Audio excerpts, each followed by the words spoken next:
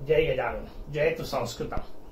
अक्षय्यान्तः भवननिधयाः प्रत्यहं रक्तकण्ठैः उद्गायद्भिः धनपतियशं किन्नरैर्यत्र सार्धम् वैभ्राजाख्यं विबुधवनिता वारमुख्या सहाय्यां बद्धालापः बहिरुपवनं कामिनो निर्विशन्ति। महाकवी कालिदास अलका नगरीचं वर्णन करतायत। त्या अलका नगरीच्या वेगवेगळ्या वैशिष्ट्यांना आपल्या समोर ठेवतायत। त्या वैशिष्ट्यांचं वर्णन करत असताना नगरीमध्ये असणारे ते यक्ष कशा पद्धतीचं विलासी जीवन जगतात त्याचं वर्णन आपल्या समोर सुरू आहे। त्यांच्याजवळ असणाऱ्या अफाट धनसंपत्तीचा विचार करताना, कारण कुबेराचे सेवक आहेत आणि कुबेर दैवतांचे खजिनदार आहेत, त्याच्यामुळे त्यांच्याजवळ पैसा ही समस्याच नाही। त्या समस्येमुळे जे काही बाकीचे प्रश्न निर्माण होतात, उदरभरणाच्या ज्या काही अडचणी निर्माण असतात तुमच्या माझ्यासारख्या सामान्य माणसांच्या समोर, यातली कुठलीच गोष्ट त्यांच्याजवळ नसल्यामुळे त्यांच्या जीवनाची रचनाच वेगळी आहे। आपल्याला जो प्रचंड काळ या सामान्य गोष्टींकरता द्यावा लागतो तो त्यांना द्यावाच लागत नसल्यामुळे स्वाभाविक त्याच्या पलीकडचं जीवन त्यांचं आपल्याला सगळीकडे पाहायला मिळतं। आणि मग ते कसं जीवन आहे त्या जीवनाचं वर्णन वेगवेगळ्या पद्धतीने कालिदास आपल्या समोर करतायत। महाकवींनी शब्द पहिले वापरला, त्यातली ही भूमिका सांगितली, अक्षय्यान्तः भवननिधयाः। त्यांच्या भवनामधला निधी म्हणजे साठा अक्षय्यांत आहे, याचा अर्थ त्याचा अंत कधी होणारच नाहीये, कधी संपणारच नाहीये। असा अखंड साठा ज्यांच्या जवळ आहे त्यांना पैसा मिळवण्यासाठी कराव्या लागणाऱ्या गोष्टी अस्तित्वातच नाही। आणि म्हणून वेळ तर सगळ्यांना सारखा आहे। कायम लक्षात ठेवा, भगवंतांनी जीवनामध्ये निर्माण करत असताना जे जे काही निर्माण केले या संपूर्ण सृष्टीमध्ये, या सगळ्या सृष्टीत निर्माण केलेल्या प्रत्येक गोष्टीमध्ये वेगवेगळेपणा आहे। प्रत्येकाच्या जवळ काही ना काही वेगळं दिलं, ते आकार असेल, रूप असेल, सौंदर्य असेल, शक्ती असेल, बुद्धिमत्ता असेल, प्रत्येक गोष्टीत वेगळेपणा आहे। पण एकच गोष्ट भगवंताने ही निर्माण केली की जी सगळ्यांना समान आहे। कोणती? त्याचं उत्तर आहे वेळ। ती 24 तासाची ठरलेली आहे। मग कितीही मूर्खातला मूर्ख असला तरी त्याच्याजवळ 24 तास आहे, आणि कितीही अद्वितीय ज्ञानी असला तरी त्याला 24 तासाची मर्यादा आहे। अफाट श्रीमंत असला तरी 24 तास मिळणार आहेत, आणि गरीबातला गरीब असला तरी 24 तास मिळणार आहेत। हे जे समानतेचं सूत्र आहे ते आपल्याला व्यवस्थित समजून घेतलं पाहिजे। जे ज्ञानी आहेत ते एका दिवसात ज्ञानी नाही झालेले, जे श्रीमंत आहेत ते एका दिवसात श्रीमंत नाही झालेले। मग त्यांच्या श्रीमंतीचं ज्ञानाचं रहस्य काय आहे ते आपल्याला या निमित्ताने समजून घेता येतं। ते रहस्य एकच आहे, लक्षात घ्या, या 24 तासाच्या या मिळालेल्या समान वेळेचा उपयोग ते नेमका कसा करतात याच्यावर यश अवलंबून असतं। त्याचा उपयोग अध्ययनाकरता केलेला असेल, अभ्यासाकरताच केलेला असेल, चिंतनाकरताच केलेला असेल तर व्यक्ती ज्ञानसंपन्न होईल। या 24 तासामध्ये झोपा काढण्याचाच वेळ गेला असेल तर माणसाच्या जीवनात मूर्खपणा राहणार आहे। या 24 तासामध्ये पहिल्यांदा सगळे योग्य प्रयत्न करून अर्थार्जन केलं असेल तर प्रचंड पैसा असणार आहे। पण या 24 तासामध्ये सुरुवातीला जर अर्थार्जन केलेलं नसेल तर नंतर जीवनाची गाडी जी आहे ती ओढण्याकरता प्रचंड मेहनत करावी लागणार आहे। या सगळ्या दैवतांनी सुरुवातीच्या काळात, कारण दैवतत्व त्यांना प्राप्त कसं झालं, दैवत्व आलंच आहे मुळात त्यांच्या कर्मामुळे। ते त्या कर्माचं फळ आहे। आपण पाहतो स्वर्गामध्ये माणूस स्वतःच्या कर्माने जातो आपण जेव्हा म्हणतो, तेव्हा देवता जर तिथंच राहत असतील तर त्यांनी केलेले अद्वितीय कर्म आहेत, त्या कर्माचं फळ त्यांना मिळालेलं आहे। त्यांच्याजवळ असणारा प्रचंड साठा धनाचा त्यांच्याजवळ कायमस्वरूपी आहे, म्हणून अक्षय्य असं म्हटलं। आता जो विषय आहे की एका बाजूला अक्षय्य धन आहे, सामान्य माणसाला ज्या गोष्टी कराव्या लागतात त्या त्यांना कराव्या लागत नाही, मग उरलेल्या 24 तासांचं करणार काय? कारण 24 तास तर समान आहेत।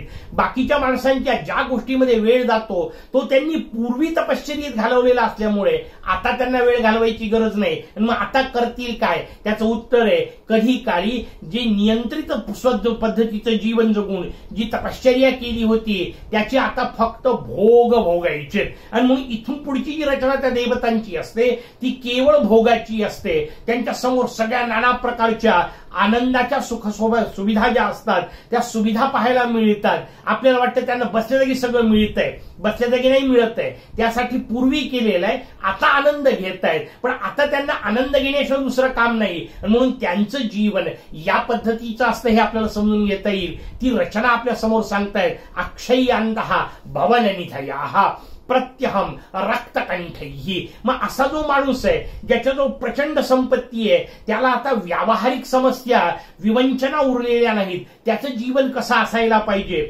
लक्षात घ्या. दोन जागा होऊ शकतात, दोन पद्धती होऊ शकतात. अशा वेळी व्यसनाधीनतेकडे माणूस स्वाभाविक वळताना आपल्याला पाहायला मिळू शकतो. अशा वेळी अहंकारग्रस्त होऊन चुकीच्या मार्गाला लागू शकतो. दोन्ही पद्धती स्वाभाविक आहेत, तशी नाही झाली पाहिजे. दुसरी पद्धती असली पाहिजे.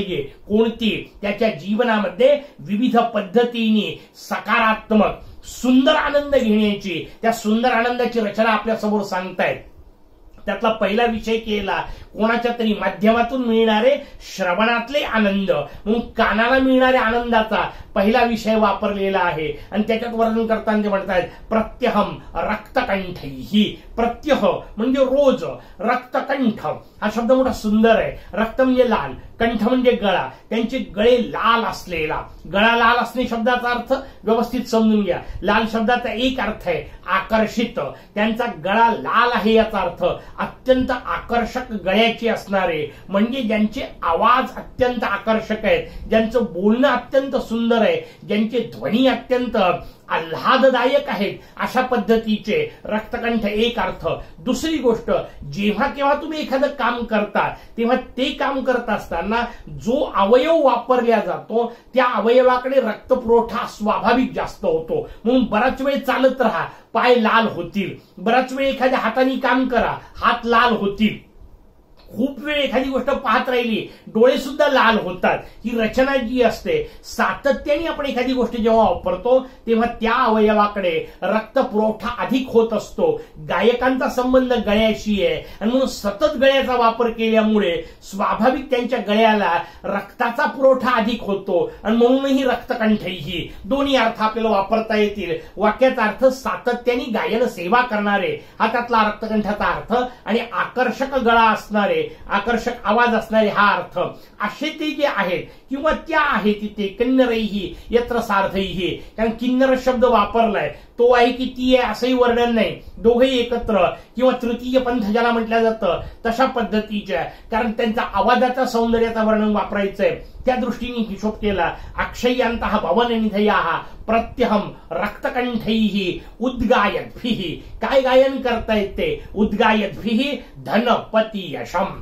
गायन कशाचं करायचं लक्षात ठेवा. काय म्हणायचं हेही कळलं पाहिजे. म्हणता येणं ही वेगळी गोष्ट आहे, आणि काय म्हणायचं याचा विवेक असणं. भगवंताचं यश गायन करावं, आपल्या स्वामींचं यश गायन करावं. त्या पद्धतीने धनपती यश असं गायन ते करतायत. उद्गायद्भिः धनपती यशम. प्रत्यहम पहिल्यांदा वर्ण वापरलं प्रत्यहम रक्तकंठैः, नंतर वर्ण वापरलं उद्गायद्भिः धनपती यशम. किन्नरी यत्र सार्धम. त्या किन्नरींच्या सोबत असणाऱ्या त्या सगळ्या देवतांनी प्रत्यह अशा पद्धतीने रक्तकंठ असणाऱ्या त्या किन्नरांच्या सोबत ते सगळे गायनाचं कार्य करतायत.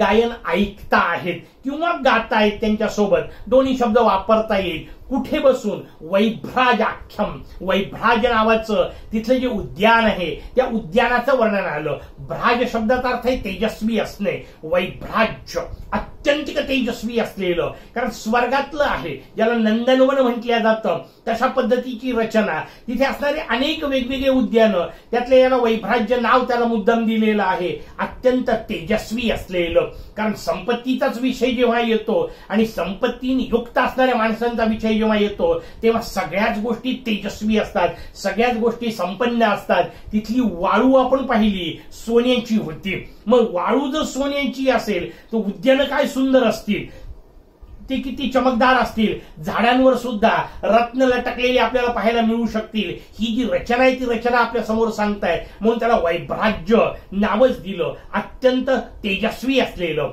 अत्यंत चमकदार असलेलं, अत्यंत आकर्षक अशा प्रकारचं त्या वैभ्राजाख्यम. विबुध वनिता.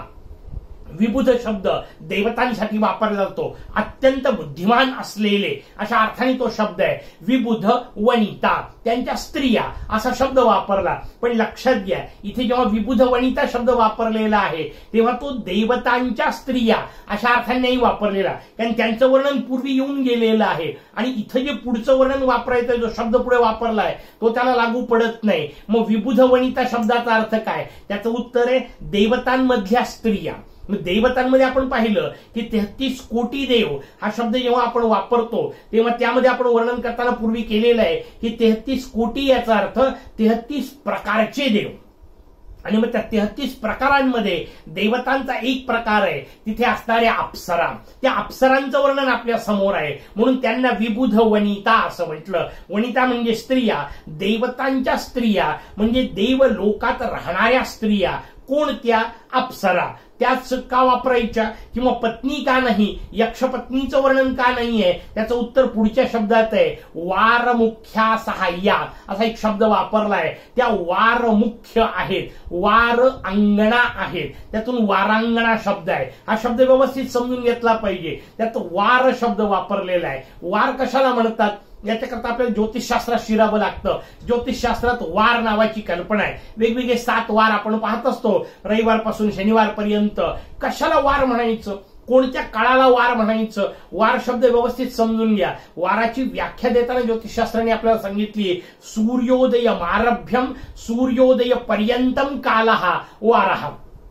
एका सूर्योदयापासून दुसऱ्या सूर्योदयापर्यंतचा जो काळ त्याला वार असं म्हणतात. आणि मग त्यानुसार तो वार बदलतो, कारण सूर्योदयाला ज्या ग्रहाचा होरा असेल त्या होऱ्यानुसार त्या ग्रहाचा वार आपल्याला पाहायला मिळतो. मग सोमवार म्हणजे चंद्राचा जेव्हा होरा असेल तेव्हा सुरू होणारा वार तो सोमवार, तिथून पुढे मंगळवार, तिथून पुढे बुधवार. ही जी रचना आहे याचा अर्थ एका सूर्योदयापासून दुसऱ्या सूर्योदयापर्यंतचा काळ. याचं वर्णन करताना आमचे पिताश्री महाराज गुरु महाराज गमतीने एक वाक्य वापरायचे. ते म्हणे, जर मंगळवार लागलाच नाही तर सोमवार सुटला या वाक्याला काय अर्थ आहे? म्हणून हे जे संध्याकाळी सोडण्याचा विषय, अर्थात त्याची पूर्ण वेगळी भूमिका आहे, तो आता आपला विषय नाहीये, पण त्यातला भाव समजून घ्या. एका सूर्योदयापासून दुसऱ्या सूर्योदयापर्यंत त्याला वार असं म्हणतात. वार मुख्या सहाय्या, त्या वारपर्यंत सोबत असलेल्या, याचा अर्थ दुसऱ्या दिवशीच्या सूर्योदयापर्यंतच सोबत असलेल्या अशा ज्या वनिता त्यांना वार वनिता असं म्हणतात, वारांगणा असं म्हणतात.